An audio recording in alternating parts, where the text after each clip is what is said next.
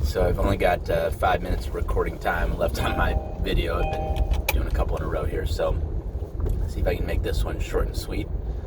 So basically the thought here is about fear, and one of the ways it kind of keeps us, the image I'm getting is kind of like a revolving door, like when you're going into like a shopping mall or something like that, that you just can't get out of, or you get out of the revolving door and you're spit back out in the same direction you came from, even though you're trying to get somewhere else. And what the dynamic I'm encountering is fear will simultaneously propose, I think it's two things. One, you need to be in control of yourself. And two, I am the only means of achieving that control. And fear doesn't identify itself in the process. I mean, that's one of the tricky things about fear, is that fear is not out for its own glorification, or at least it doesn't insist on that at all steps of the process. It's more focused on effectively controlling us. And so if that means that it needs to pretend to be something other than fear, I mean, fear I think can even pose as God, poses angels, poses all kinds of other things. It's all the same to fear. It's just trying to achieve its task. So for example, right, using kind of an extreme example, what fear will do is it will produce impulses, right, in the mind. Impulses, for example, to commit violence or to do things that we on a personal level feel are atrocious or unacceptable, or even getting out of the morality of it, things that we would simply just rather not do because we don't want to see that harm inflicted on other people or on ourselves. And so as we're in the mind and we're paying attention and those impulses are arriving, right, commit violence against this person, abuse this person, run this person off the road. I mean, all kinds of weird things the mind can throw off, especially when the mind's in a fearful or an agitated state. This thing creates sometimes, the experience of fear within us as operators, as deciders, as choosers, where we're like, well, hell, I don't want to do that. I don't even want to run the risk of that happening. That would be a catastrophic thing. That would be something I may not even be able to live with. How do I avoid that? How do I avoid this undesirable thing that seems to be arising as an impulse within me? And then there's all kinds of shame and fear stories that can arise around it. You're a bad person, you're a terrible person, you need to be constrained, you need to be restrained, all these things. And fear, it's kind of the example of like the pest control person who released the pest and say, hey, you got a pest problem, you need me to fix it.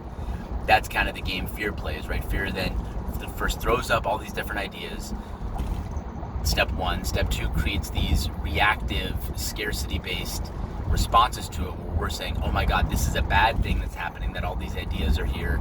This must mean that this is a possibility I'm considering acting on, or something that I may do. Then step three is fear says, aha, well, you're the one who's obligated to step up and control this mess. You need to bring all those evil, bad things under control, under leash. Hey, don't worry, I've got the leash. It's me. It's called fear, right? Which manifests within us as an inner repression. And so then we essentially, unwittingly kind of sign the contract or go into an agreement with fear. And the agreement is, hey, I'll keep you from doing those most terrible things that you imagine as long as you keep me in power. But then again, the clever way fear frames it is, no, I'm putting you in power, right? I'm giving you your hands on the leash, right? You're the one who's got control of things.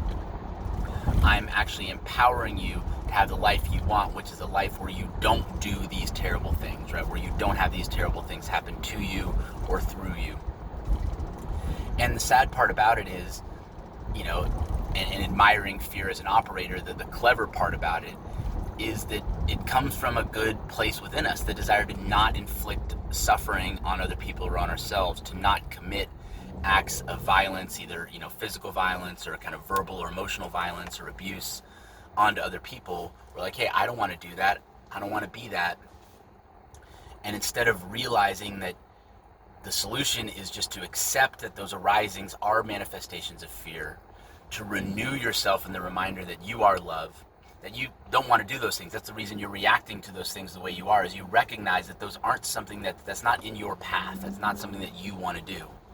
But instead of trusting yourself to maintain that recognition, to maintain that poise, and to maintain that awareness, we fall into self-doubt.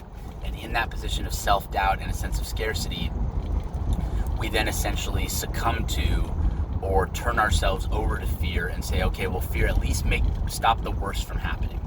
And that's when fear kind of grins and says, no problem, honey, steps in, implements its measures of control, which is essentially making the deciding self who's agreed with fear feel superior, feel in charge, and then putting everything else under the heel or the hegemony of that combined small self and fear. Running out of time, but that was just a dynamic that's come to mind recently.